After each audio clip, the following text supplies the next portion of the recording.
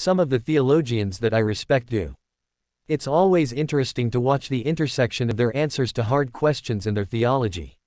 Sometimes, they really drill down on a question and the problem they're answering causes them to rethink their theological position. Other times they'll strap in and focus on their theological conviction and the objection has to land where it may.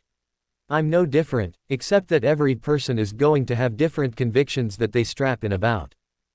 There are times when I say to myself, I'm glad I haven't turned that slogan into epistemology, but I have to remind myself that there are slogans that I have turned into epistemology.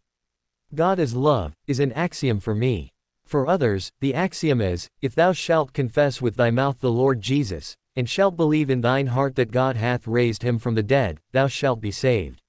We would have to actually argue it out and debate it in some kind of formal setting in order to really demonstrate that I'm right and they're wrong. But there are some presuppositions that most of us share. For example, we all kind of more or less agree that the God of the philosophers and the God of the Bible and in particular of the Old Testament are mostly compatible and interchangeable. This shouldn't be as much of a given as it is with me, but it is. Be that as it may, I do like to play the thought experiments for things that I believe, so let's play this thought experiment. In this thought experiment, Jesus could have come back to any of a large number of ancient societies and claimed to have been the son of their great God. For example, he could have come to the Greeks or Romans and claimed to have been a son of Cronus or Zeus. Within the scope of the thought experiment, we aren't given any particular reason that he chose the Jews, just that he did and that the system would have worked just as well under any other theological system of the time.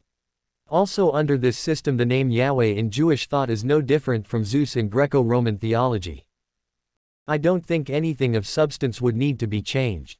The reason I say this is that, since I view God as love, simply being love with a different backstory doesn't matter much.